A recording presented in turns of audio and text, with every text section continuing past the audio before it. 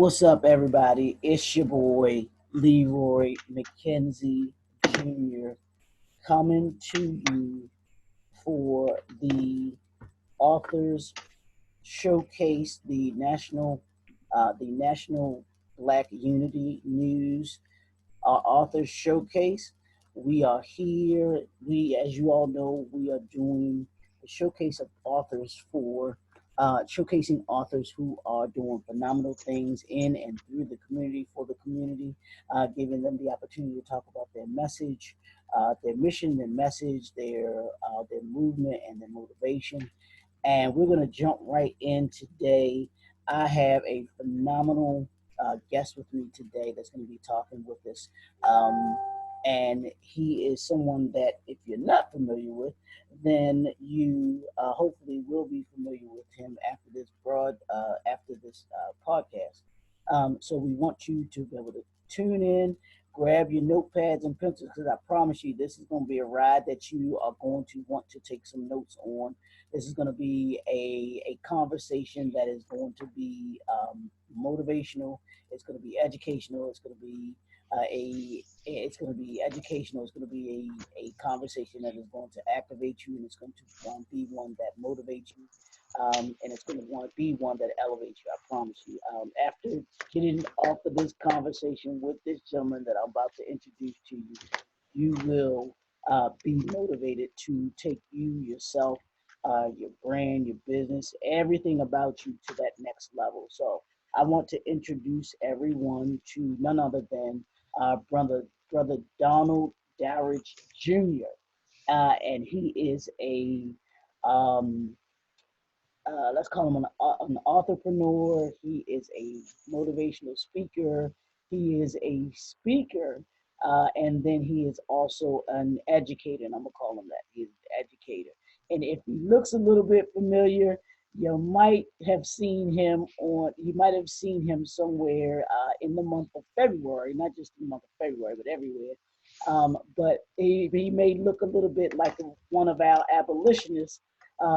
By the name of Mr. Fredrick Douglass. And he may look a little familiar like Fredrick Douglass because he actually portrays, goes around to the schools and other areas and other events portraying none other than our great abolitionist, Mr. Fredrick Douglass. So, Mr.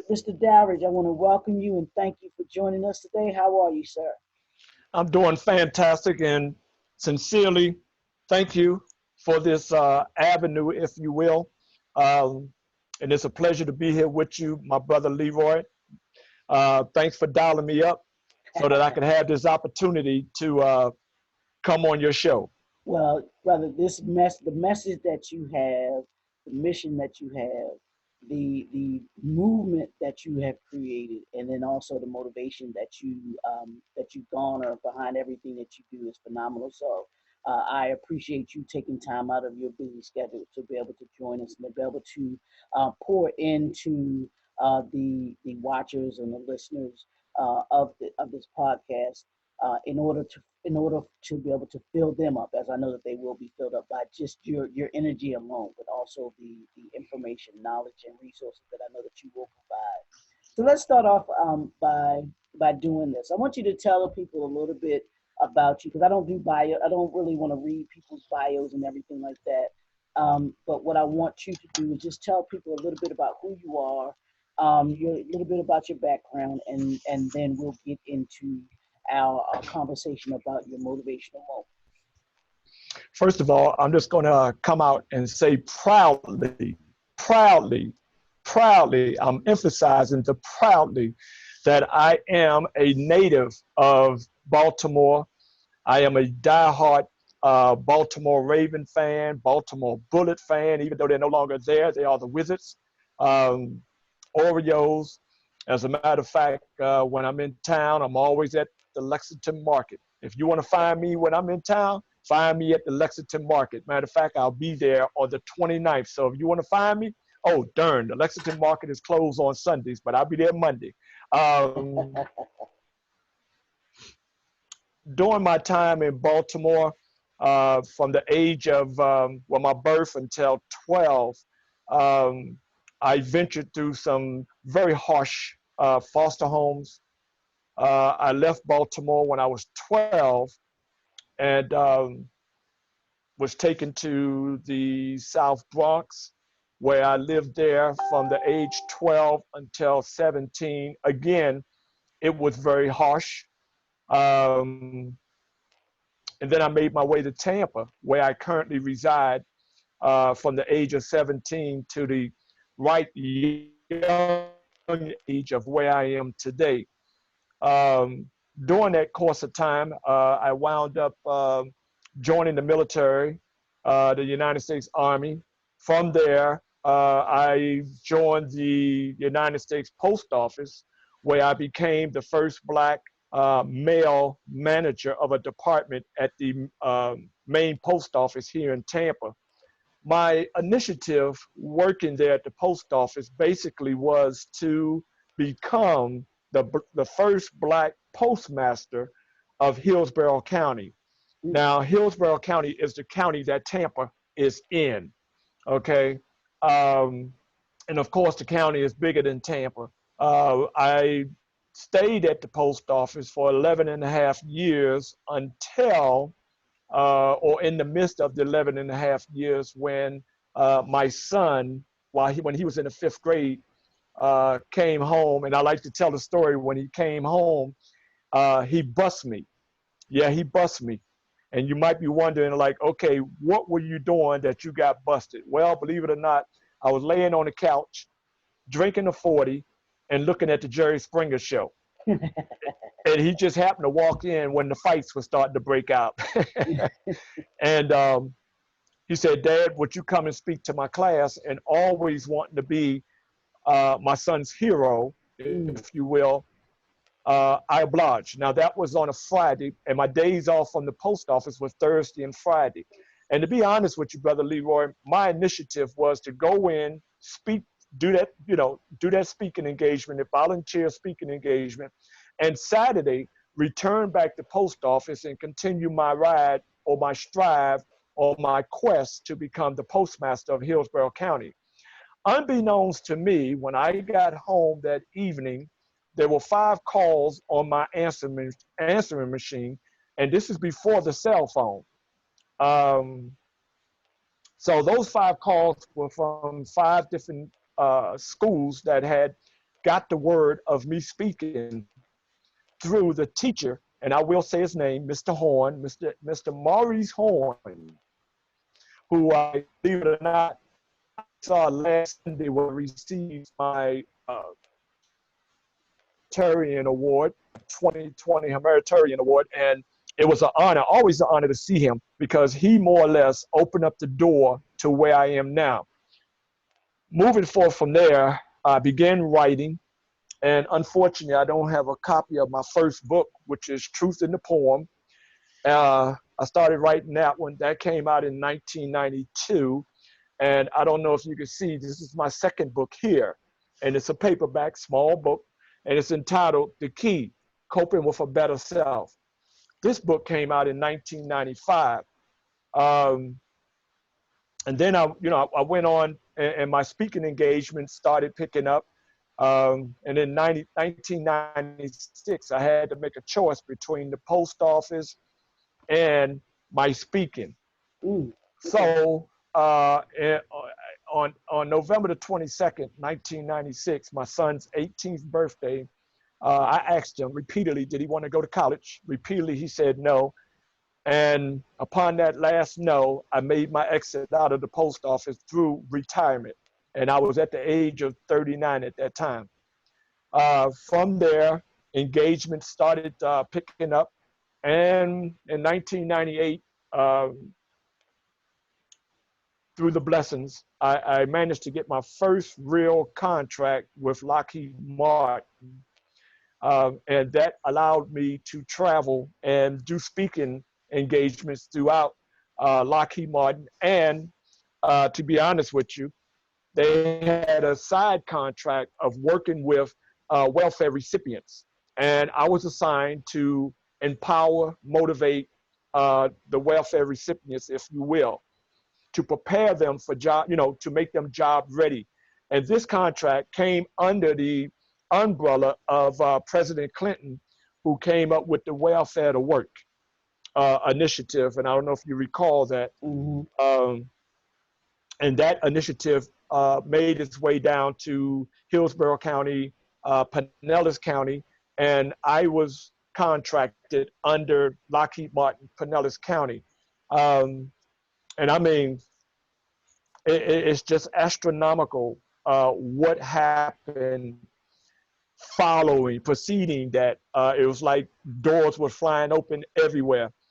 So with Lockheed Martin, Hillsborough County Schools, I can't remember all of it, but it must have been 4 different avenues opening at one time that allowed me the luxury, I'll use that word, the luxury of speaking throughout the counties. And not only that, of subcontracting and training others to speak as well, to go out and carry the DLD word. Now, DLD, I created DLD in 1992, which is Determined to Learn and Develop.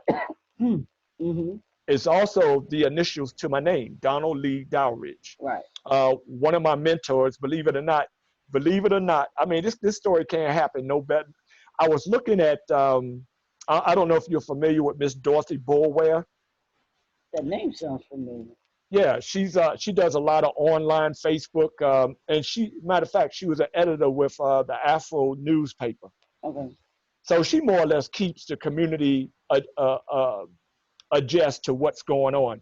So recently, and I don't know if you caught wind of it, there in Baltimore, the Afro newspaper moved to a new office, and I think it's in Sandtown. So anyway, I'm watching the video, and they introduced this young doctor.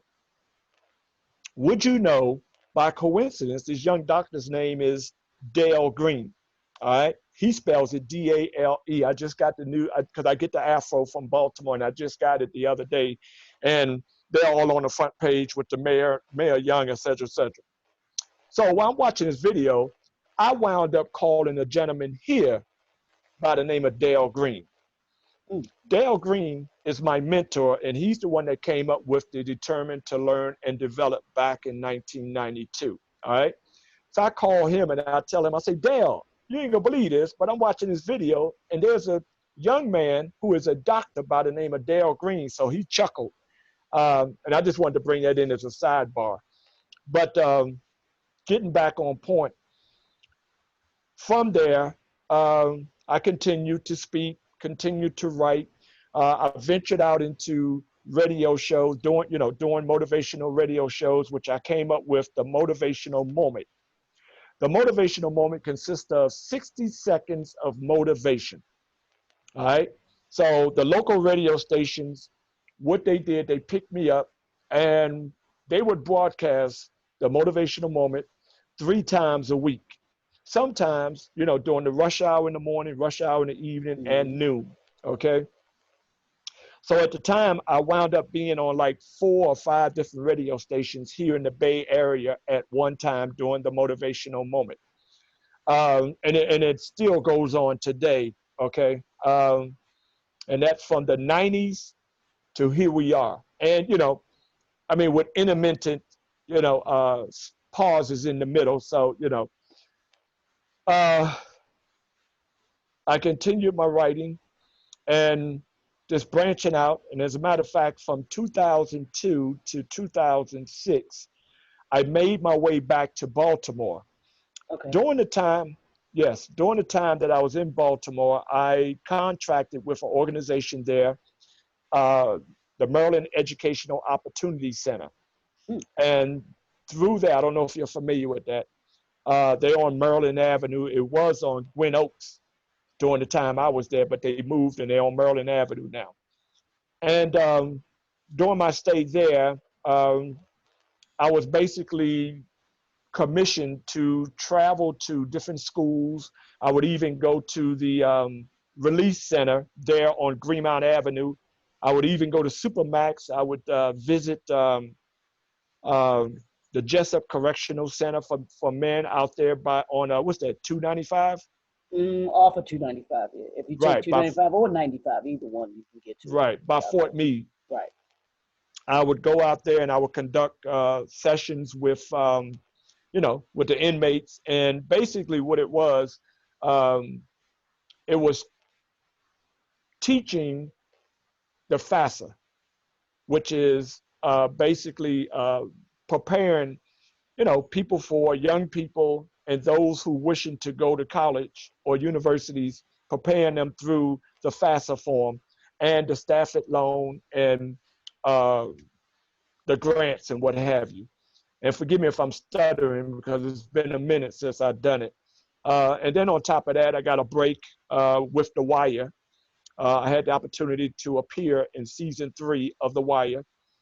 And things started going haywire. So to be honest with you, I made my way back to Tampa back in 2006. And I continued my writing.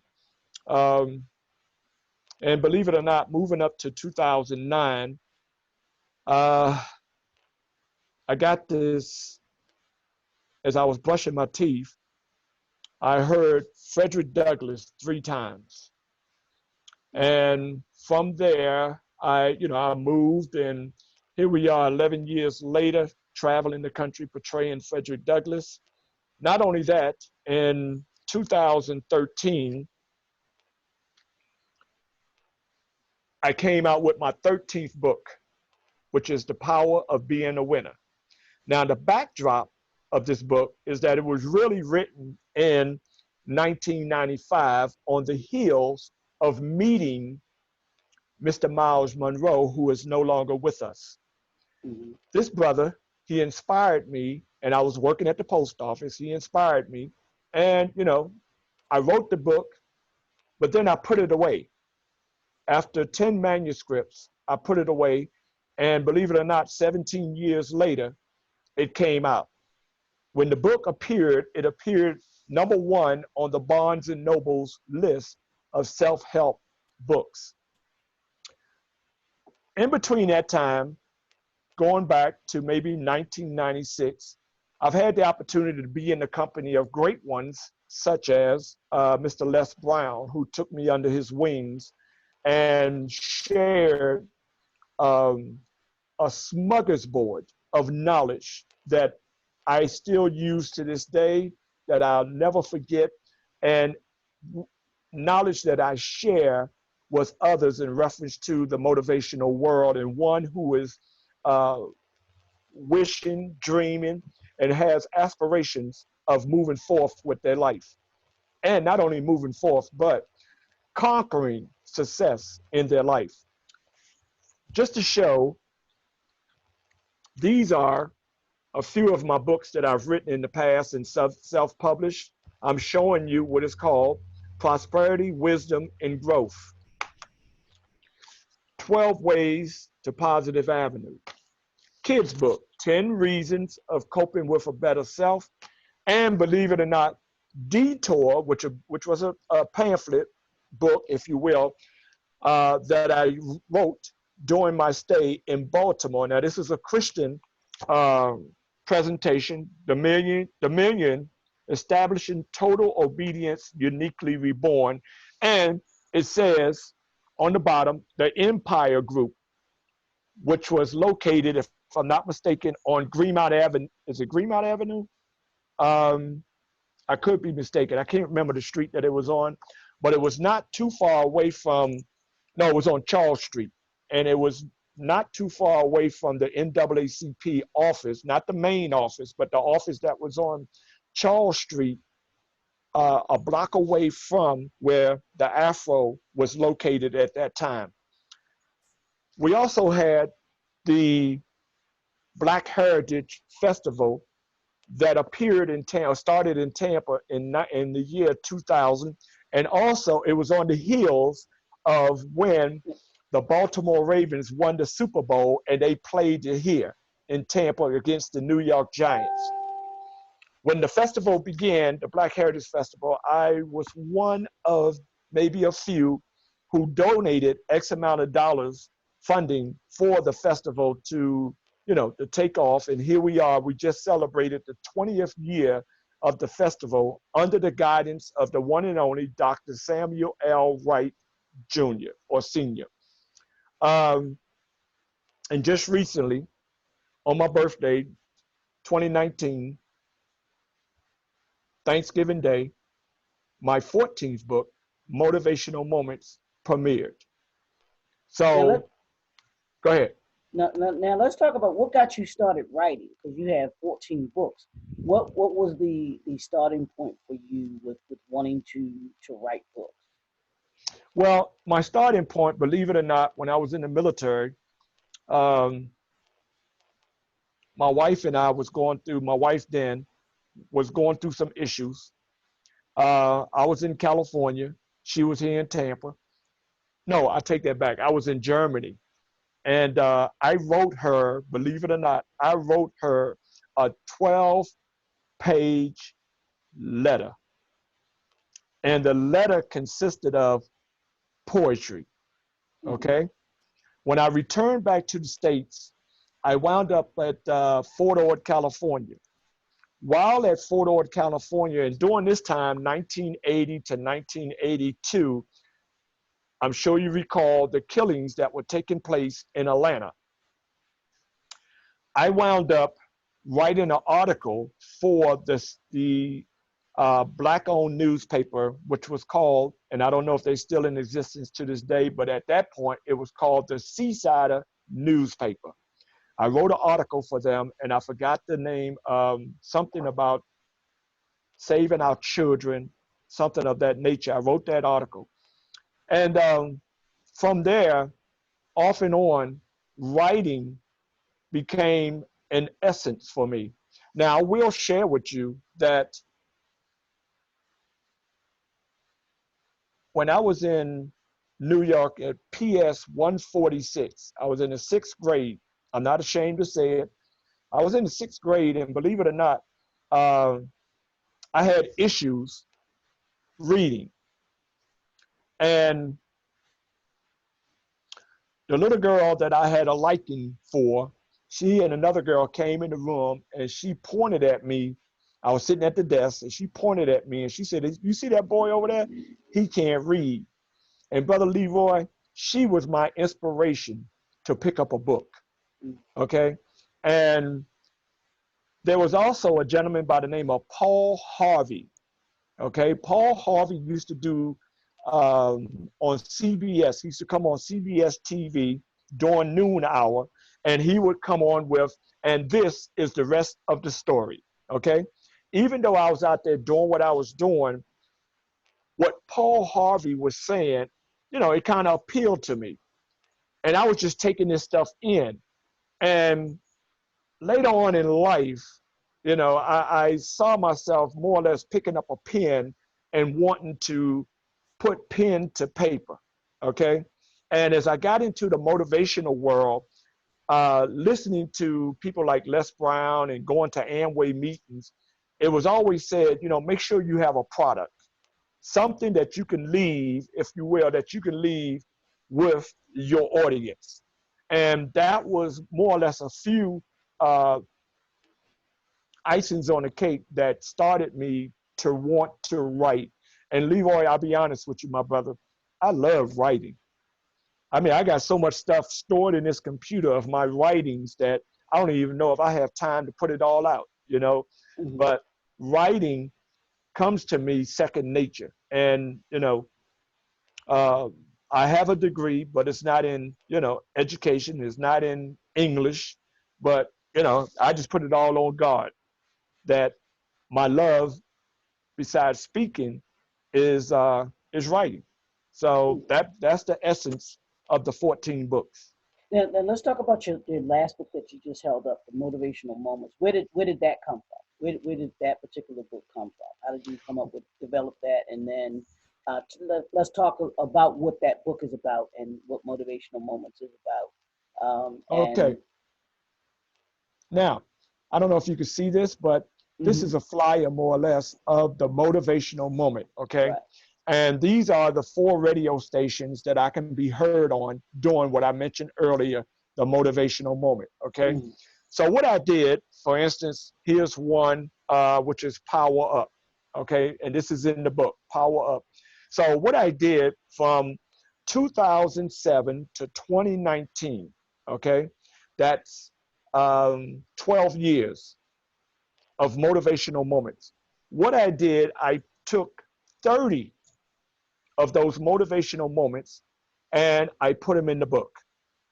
So you got 30 motivational moments and 30 different topics. There's no chapters, there's just topics of motivational moments that I put together.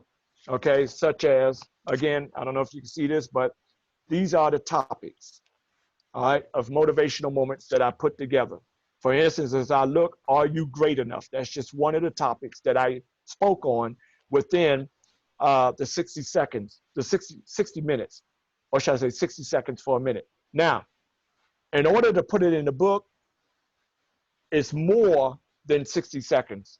For instance, 18 lines is 60 seconds on the radio. So what I did in order to, because what I also do, I would send them to newspapers that would publish these. So quite naturally, what you're seeing is more than a minute. Okay, so you got the minute version, and then you have the book version. So in other words, the minute, and then you have the extended version of, for instance, Power Up. In the book, it's an extended version of that Power Up. Okay. So, what do you want the reader to come away with from reading Motivational Moments? Great question. I would like the reader to walk away from, after reading this book, I would like for them to walk away, of course, being motivated, being inspired. And there are some stories in here. Not, I mean, the book is a combination, a smorgasbord of self-help, historical, some Black history, and there's even a few in here to recognize what women have done throughout the years. And there's some on faith. Okay, so there's a little bit for everybody who wishes to indulge in the flavor of this motivational moment. So reading this book, there's a knack for one to walk away being inspired. There's a knack for one to walk away with a little more knowledge on Black history. There's a knack for one to basically walk away and say to self, wait a minute, I have no reason to frown because I have all the aspirations to move forth in my life, and whatever I desire to want to do, I can do it. Okay. And when you talk about faith, there's pieces of faith in here to let one know that there is one greater than self as a human being. All you have to do is look towards the hill for which my faith and which my strength come. So there is a combination and a smorgasbord of information that one can discover within motivational moments that can take them to the next level of their desire of elevation, and ultimately taking them to the pinnacle of their life, their success, and their dreams, and whatever they desire that is beckoning or calling them within. So when you walk away from the book, the door is open. And one thing I like to do, since I mentioned about the Christian faith, which I strongly believe in God, I hear a lot of people who say, I'm waiting on God. There's a piece in this book that I talk about that. God is not waiting on you. Why are you waiting on him when he's at the door? You see what I'm saying? Opening the door for you. All you got to do is get up, move forth, and make it happen, and God will do the rest. Faith without works is dead. Absolutely. Absolutely. So I want people to understand that. Okay, you can have all the faith in the world, But if you're not doing anything with that faith, it's dead. You can have all the education, all the degrees on the back on that wall back there, but if you're not doing anything with them, that's all they are, is just piece of paper hanging on the wall making you look good. You see what I'm saying? Absolutely. So yeah. So the bottom line is that one reading this book, they can walk away inspired. They can walk away knowing that through the faith within them, long as they put it to work, that they have no reason to frown. And are you great enough? Have you had your love today? Which is a piece I took from the OJ's old song that basically, Leroy, if you allow me, it goes something like this, and you might want to pull it up, and some of your listeners who are old enough, they might remember. Have you had your love today? That's how the song went. All right, that's how it started out. Okay, with the OJ's back in, I would say, the late 70s, early 80s. And they also have, of course, WINN, which is a take on the power of being a winner. All right. And what I would like for people to know, that in their everyday walk, they have to understand and they have to know deep in their heart that they are a winner.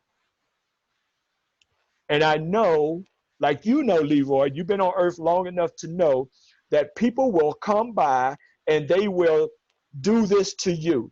PYB. You know what PYB is? Not a clue. They will press your buttons. That's true. That's Okay? true. That's And true. pressing your button, and if you allow them to, then you wind up with HBP. You know what HBP is? High blood pressure. For sure. Okay, so I want people to know that a winner never quits and a quitter never wins. All right? Absolutely. And it just so happens that, I don't know if you can see this, this says standing ovation. Okay? Mm-hmm. And it says, ladies, if you hear me, holler one time. I'm not going to read the whole piece, but I will say this. Shaka Khan, she was the first one to come out with that song. Whitney Houston re-recorded, and it went on to be, it went on to be, of course, a hit once more. I'm every woman. It's all in me. All right. So basically, we're in the month of March. What's the coincidence? We're in the month of March. Okay. Happy Women's Month to you. Okay. This is the piece, the motivational moment, standing ovation, that starts out with this. I project that the world would be a better place if women were involved in every aspect of our world. It was said in 1848 by who? Fredrick Douglass. Wow. Wow. All right. Now, speaking of which, let's talk about, let's take that. Now, you talked about women. What do we need to do in order to be able to motivate men to be engaged, to be empowered, and to be motivated to be who it is that we're called to be as men? Leroy, you just happened to catch me with my finger sitting right on it. In this piece, Standing Ovation, allow me to read. As I grew older and did some homework, I discovered that the ancient Japanese had and still have a custom. When greeting a lady, woman, they would bow and remove their headgear in respect to her. Likewise, when about to enter a door or enter into a car, it's the gentleman who would offer the kindness and address what was supposed to be done in favor of his lady. All right? If we can go back and adopt that, and I understand about, the women's rights nowadays. I understand women standing on their own nowadays. And I also understand about the hashtag Me Too movement. I understand about all that. But believe it or not, I run into ladies who are seeking, all right, a gentleman, a man, not to, how should I say, not to take care of them, because, you know, women are independent nowadays. They can take care of themselves. But they still want a man who do the essence of, believe it or not, the flowers, the essence of taking the hat off, the essence of opening up the door, the essence of recognizing her power, recognizing her greatness. And if I can, the old, you know, just I'm gonna go cheap with it. The Temptations, they came out with it. They said it right there, treat her like a lady. You see what I'm saying? Mm-hmm. Women want that. Now, we as gentlemen, okay, I talk to a lot of young brothers and I get into their head and I ask them questions. All right. We came from a woman. How does it sound, we as men, I ain't saying gentlemen, but we as men, calling our women out of their name? How does it sound, we come out of women, all right, to belittle that woman, but then on the flip side, when somebody says something about your mother, you want to go berserk. Mm-hmm. We must treat our women like they should be treated. Now, you might say, or one might say, well, what happened if that woman, and I'm gonna go there, what happened if that woman is a thug? What happened if that woman is a gangster or she don't respect herself? Well, here's the bottom line to that. You meet them where they are. You still come on as that gentleman. Leroy, I meet a lot of young ladies, all right, who are on that street. And sometimes they think I'm crazy when I bow to them, when I call them Miss Lady, when I give them the upper echelon, if you will, of respect. Well, it could be of the environment and the circumstances that they're in.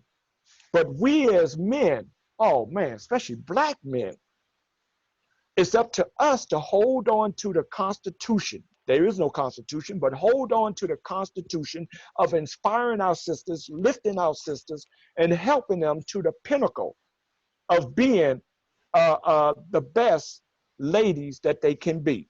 All right, but I need you to give me 3 things that will motivate men to be exactly what you just said. First of all, number one, all right, sometimes surprise her. No, I'm not talking. No, I'm not talking about her. What do we need to Oh, do to get men to act the way that you're talking about they should act?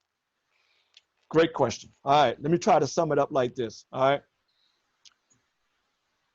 we need to, as men, black men, okay, I would say, first of all right, upgrade ourselves in reference to knowing that we can be the gentleman. Number two, all right, we should educate ourselves more so of our environment so that we can, all right,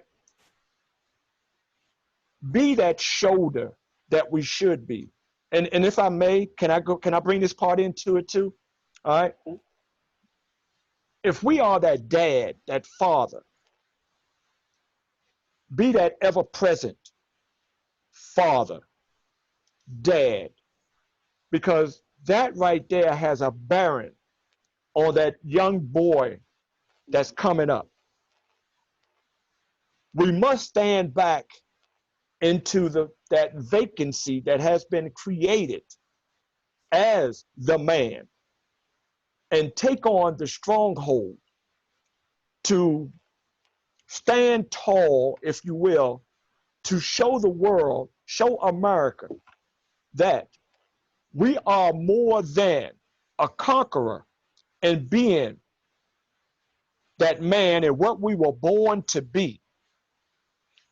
I understand that we have so much against us as black men. I'm not even going to go into what has been happening within the last 3 years, if you will, with us. Mm-hmm. But coming through that, all right, we can still find our way through the vineyards, mentorship, gathering into a mentorship program, such as you all have Black professional men. Here we have, for instance, Men of Vision, all right, that works and grooms young brothers. We also have, which I'm sure they have there in Baltimore, the 100 Black men. Men showing up to be an inspiration to those that are coming up behind them. Also, I'm not a pastor, I'm not a preacher.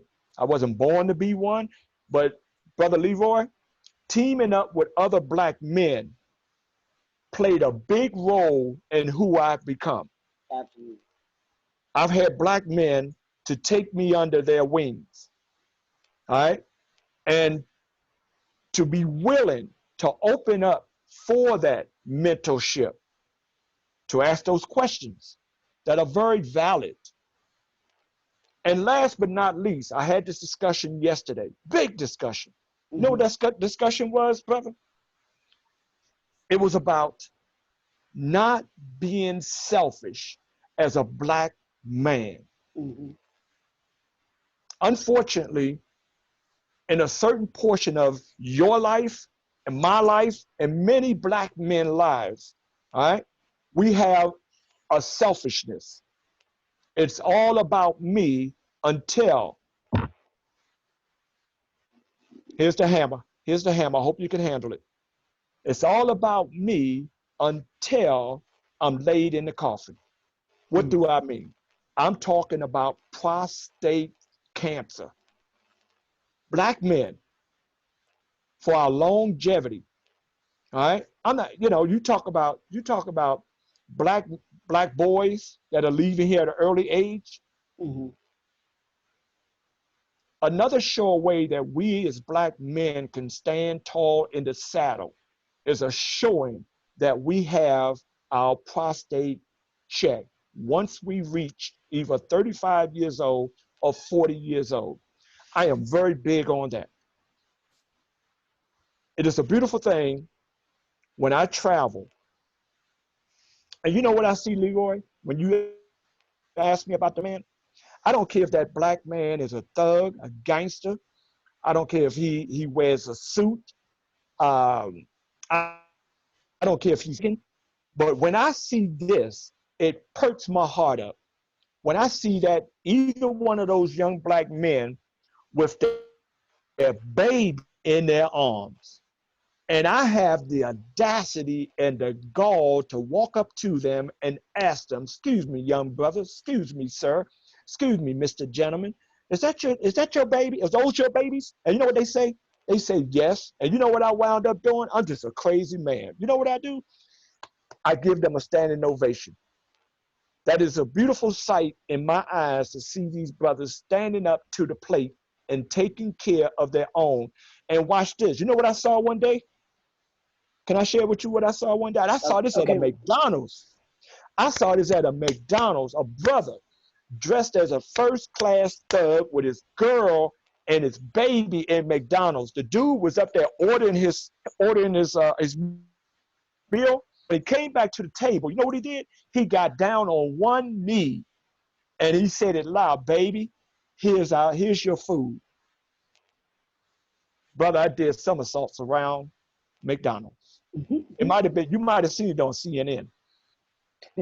Those are the things, if you will, that we as Black men can do to stand in the fold and bring, if you will, our gentlemanness out so it can be witnessed, children, and by our lady folks. All right. Now, last question before we give your contact information. What advice would you give to an aspiring writer, someone who's looking to write their book? Since you've had 14 books now, what advice would you give to that person that says, hey, I got a book in me, and I'm starting to write? What advice would you give to them?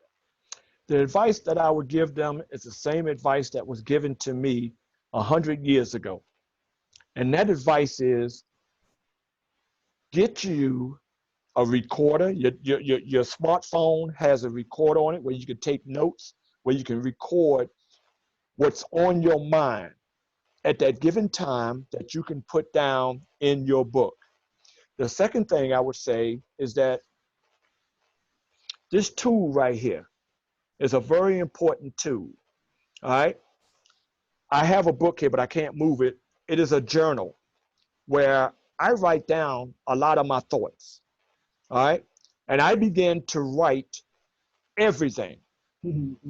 I don't miss a beat. I write, I mean, Absolutely. with this book here, brother, I mean, I must have stayed up like 4 days in a row. It was just flowing, flowing, flowing. Write that information.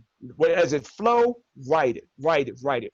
And then after you done got it all up out of you, go back and read through until you finish. It's called the manuscript. And once you have gotten through with that manuscript, I would say move forth to someone that can go back over it and edit that information. All right. And once you edit that information, then there's a possibility you're ready, to send it to a publisher, or such as I did back in the days, to self-publish. And then you start your marketing. Okay. But the most important thing that was told to me back in the days is that make sure you got one of these. Nowadays, I guess it's more easier to record, your information on your phone and come back to it. Yeah, but there's nothing like that written word that you have written down, because just like and for those that are watching the video here, I'm gonna tell you it is crucial that you have not just the pen, but you have what I call it my book of notes. I call it my book of notes, and it's what I use to write down any and everything, like you just said, whatever thought I may have, whatever thought I have, whatever thought I have about that comes to me about a project that I'm working on or something that I need to write down, I write it down. Now I may also put it in, in my recorder or something like that too, in my phone somewhere. But the essence of it is I had one book that I filled up, and then I also have another one now that I'm using, and it works. It works, it helps, because there come times where you get wakened up 2, 3 o'clock in the morning with a thought, with an idea, whatever it is, and having that book there where you just write it down, you can lay back down or whatever you want to do. So you want to have your phone and the book of notes right there with you, so you can jot it down, then you can come back to it. But at least you have at that moment the essence of what it is that you had your thoughts on. So I want you, brother, really quickly, I want you to give your contact information. How can folks connect with you to be able to purchase your books, to be able to get you for your speaking engagements, anything like that? Will you give us your info? Yes, sir. They can reach me, of course, throughout the social media. You could Google me. I'm on Facebook, Twitter, Instagram, LinkedIn, you name it. How can you connect with me? Of course, my email, dld282002 at yahoo.com. You can also reach me via my phone number, which is 813-394-5875. Now, and of course, my website, which is www.dldenterprises.org. Now, allow me to share. The Power of Being a Winner, you can purchase this book via Amazon, Barnes and Nobles. This book is in 5 different languages. This book is easy accessible through those mediums. You can also, through me, PayPal. You can also email me in reference to your desire for this book. Can they get them on your website? No, they cannot. Okay. All right.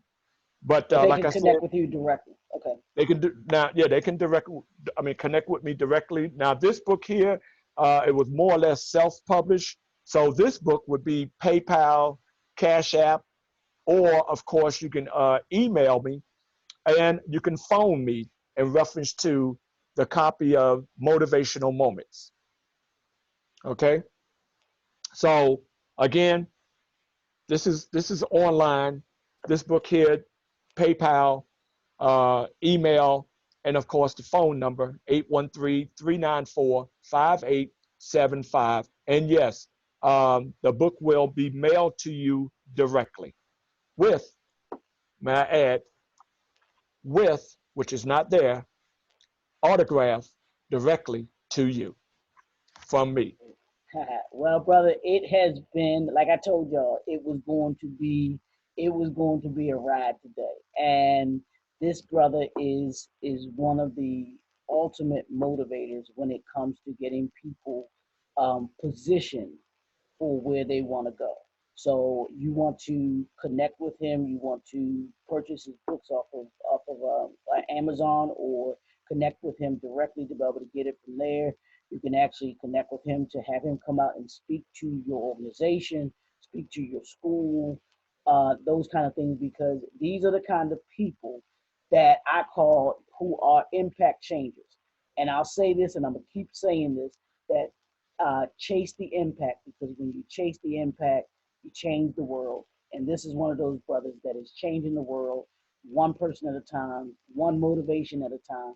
So you want to make sure that you connect with him, that you tune in to his. Give your Facebook page. What's your actual page name that Yes. people can go into so that they know what, and your the other social media platforms too. Yes, sir. So in reference to Facebook, I have 3 different pages up. The one, well, I'll give you the first one, which is, of course, Donald L. Dowridge Jr. And the second one would be Donald L. Dowridge Jr. as Fredrick Douglass. And the last one is DLD Enterprises. Now, as a matter of fact, the first one that I mentioned, which is basically my personal page, but really very seldom any personal information is up there. I have a knack of putting motivational quotes, which I put one up this morning that is entitled Fulfillment. And basically that is that, you know, as you rise this morning, assure that your quest is to conquer the essence of this day, meaning that don't allow an hour to go by, a second to go by, a minute to go by without conquering the quest of your desires. And when it's all said and done, when you lay down tonight, make sure you lay down with being comfortable, looking back on your day, to know that you started, you finished, or at least you did something for this day to put you closer to conquering that dream, that desire that you have a quest for. And if I may add,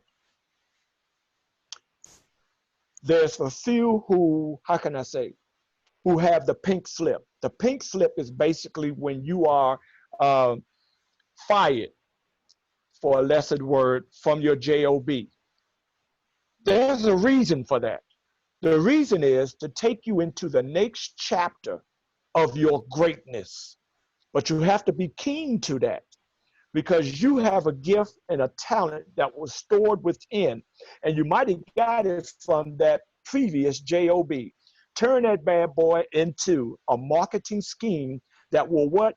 Allow you to live your dreams through healthy prosperity and worthy investments in you and your family. But going back to the whole essence of the whole truth is that you got to be able to fulfill your quest. And see, I don't even have to give you. I even have to ask you to give us a part word, because you did it right there. Yes, but yes, but brother, yes. I wanna thank you for joining us. I want to thank everybody for coming to the to the YouTube channel to check this video out. Don't forget, tune. You can actually we want you to like, subscribe, and comment. So make sure you like. I'm gonna say like, subscribe, and comment on the YouTube channel. That's the National Black Unity News newspaper subscription page, YouTube page. tune in. You can go there. You should be there if you're watching this. You can actually make sure you like, subscribe, comment, check out Brother Don. Spell your name for me real quick so that people can know Sure. how to spell it too. Dowridge. And if you don't understand it, I'll go military.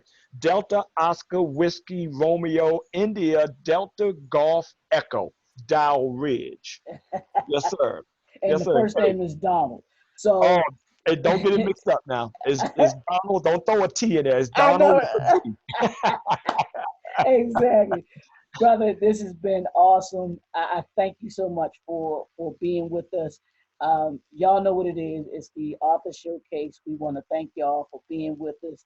As I say, this is 2020. We're moving fast and furious. Move with purpose and passion. Chase the impact, because when you chase the impact, you change the world. It's your boy, Leroy McKenzie, the Impact Chaser. We'll talk to y'all soon.